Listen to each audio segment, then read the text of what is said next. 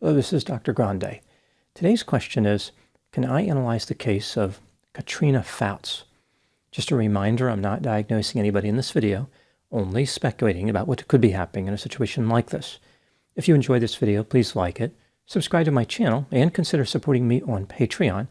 I will put the link to Patreon in the description for this video.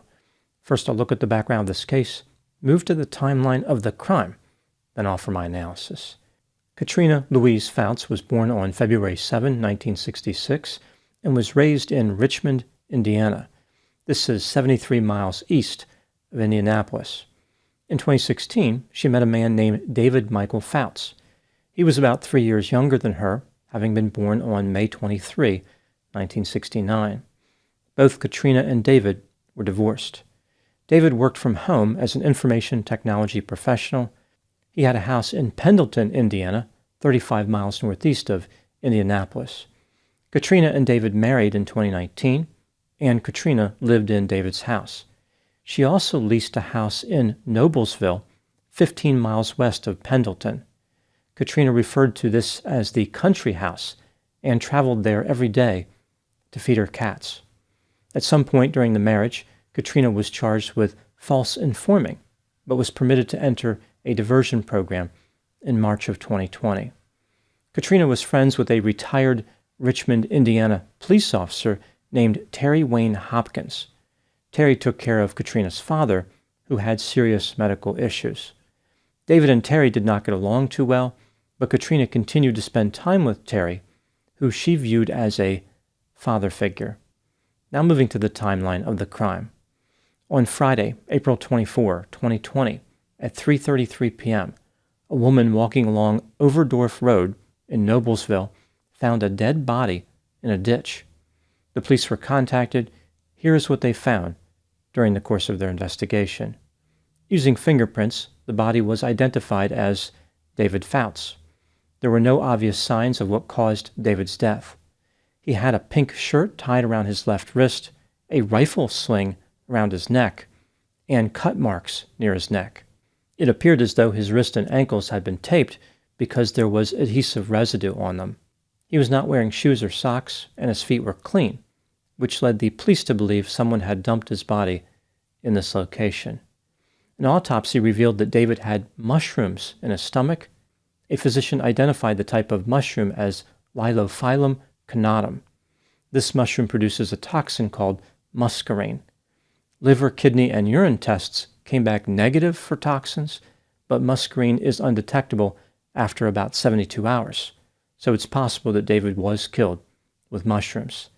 The medical examiner ruled the cause of death as unspecified means. The manner of death was homicide. During the early morning hours of April 25, the police paid a visit to David's house and spoke to Katrina. She appeared to be hysterical after being informed that David was dead, but then calmed down and spoke to the police for a while. Katrina claimed that David threatened to harm himself several times over the past few years. She also indicated that he was having an affair and a mysterious man had threatened him. Perhaps this man was mad about the affair. The man had come to the door on 4 occasions. Katrina said the man was white, had a short haircut, weighed over 200 pounds, was nicely groomed, and had an education based on the way he spoke. Katrina failed to remember that she leased a house in Noblesville. Again, she called this the country house. Later, her memory returned. The police found this curious considering Katrina visited the country house every day. On the next day, April 26, Katrina sat down for a formal interview with the police. She claimed the last time she saw David was on Tuesday, April 21, 2020, 3 days before his body was found. On that day, Katrina followed her friend Terry Hopkins to the country house at about 6:30 p.m. They both fell asleep there.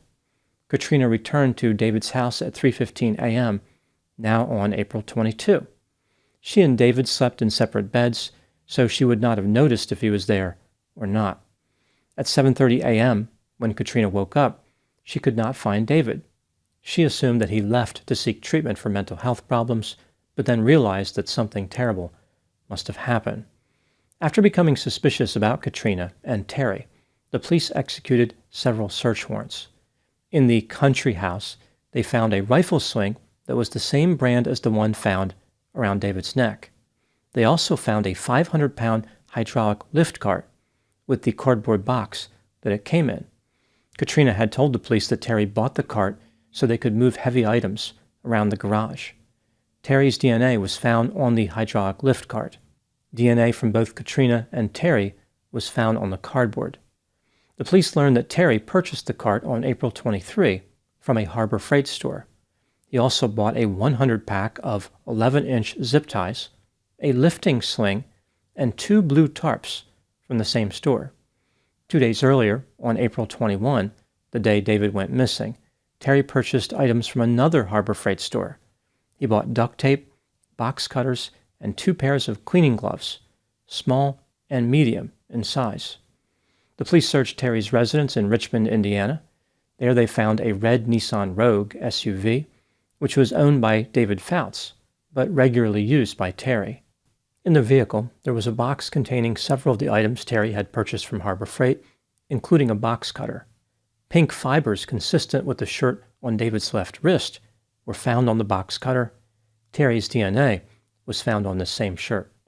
The 500-pound hydraulic lift cart, which was found in the country house, came with a rubber mat.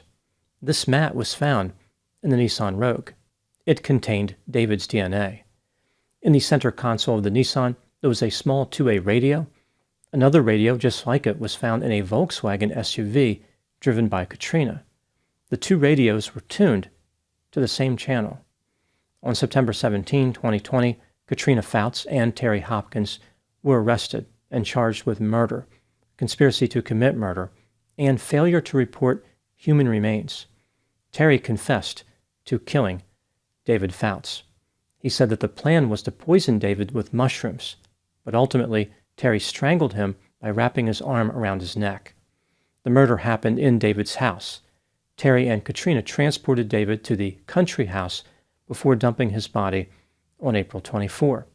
The confession didn't look too good for Katrina, but it was never used against her because Terry died on February 3, 2022, at the age of 66.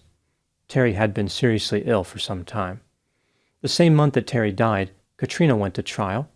She was found not guilty of murder, but guilty of conspiracy to commit murder and failure to report human remains.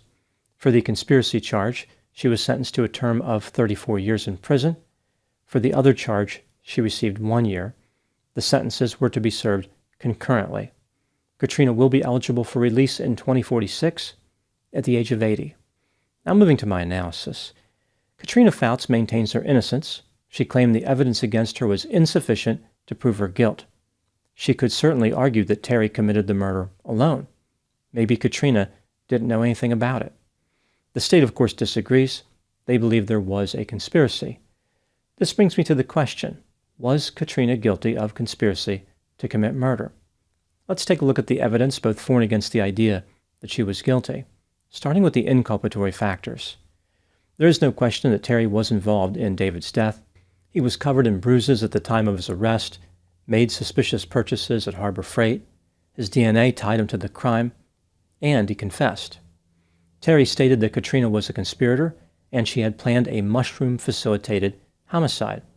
A deadly type of mushroom was found in David's stomach, and Katrina had a screenshot on her phone of another similar type of deadly mushroom. David was having an affair at the time of his death, which meant that Katrina had a motive to kill him.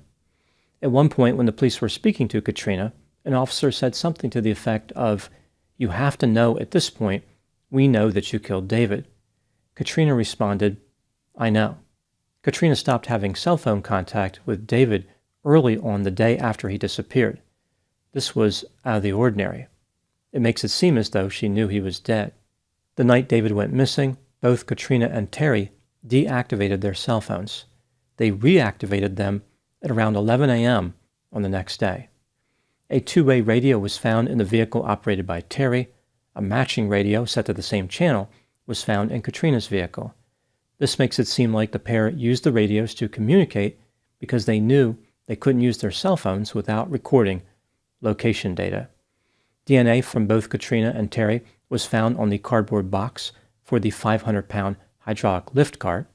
After Katrina was interviewed by the police, she made several curious searches on the internet. For example, in the state of Indiana, what evidence needs to be present in order to get arrest warrant for murder, Indiana homicide laws, crime of passion law in Indiana, how to pass a lie detector test, and in the state of Indiana, work with Bond B if someone were arrested for murder. It sounds like Katrina was trying to murder both David and Grammer. There were also searches asking if a person could overdose on various prescription medications. When Katrina was arrested, she was in the possession of a bag containing $40,000 in cash and an extra cell phone. This phone had a curious internet search history containing terms like know your rights, spy escape, how to disappear completely, how to move away and never be found again, and fake driver license ID USA. Moving to the exculpatory factors, Terry confessed to the murder. Maybe he acted alone and Katrina only assisted with the body disposal. This would explain her DNA on the cardboard box for the hydraulic lift cart. That's pretty much it for exculpatory factors. When considering the evidence, do I think that Katrina was guilty of conspiracy to commit murder? Yes. Her internet searches do not leave much room for doubt. Either she was guilty or she was planning some other horrendous crime at the same time. What do I think happened in this case? This is just a theory, my opinion. Katrina was described as outgoing, attention-seeking, materialistic, and deceptive. David had a criminal history, including domestic battery and invasion of privacy. It appears as though the couple had a tumultuous relationship, which was destined to end badly. Katrina wanted to murder David, but did not know how. After getting close to the father figure, Terry Hopkins, she felt inspired to pursue her dream of homicide. Terry had retired as a police captain in 2013 and had developed some type of brain-related medical problem in 2014. His personality changed drastically. He was now erratic and disorganized. Katrina was able to manipulate Terry into a murder conspiracy. The first idea involved homicidal mushrooms. Katrina was hoping to give David a culinary adventure which would take his breath away. This method made Terry nervous, so he took a more direct route and strangled David. I guess Terry thought the mushroom method left too much room for doubt. The conspirators didn't really have any idea how to get away with their crime. They made just about every mistake they could have made. Terry's untimely death meant that his confession could not be used against Katrina, but she had already buried herself with the other evidence she left behind. Katrina was ready to go on the run when she was arrested, but she hesitated. She was living in a fantasy world. Now moving to my final thoughts. The case of Katrina Fouts can be summarized in this way. A mother from the Midwest married a melancholy man, and mischief materialized. She recruited a meddlesome and maniacal retiree to mastermind his demise. Mushrooms mask a murderous mission, morphing a medical marvel into a menacing mystery. The mother's muddled memory, mysterious internet searches, and attempts at misdirection made her motives murky. Moreover, multiple market misadventures multiplied her misfortune. Ultimately, the machinations met a mournful end, marking a morose finale to a monumental and miserable murder. Those are my thoughts on the case of Katrina Fouts. Please put any opinions and thoughts in the comment section. They consistently generate an interesting dialogue. As always, I hope you found my analysis of this topic to be informative. Thanks for watching.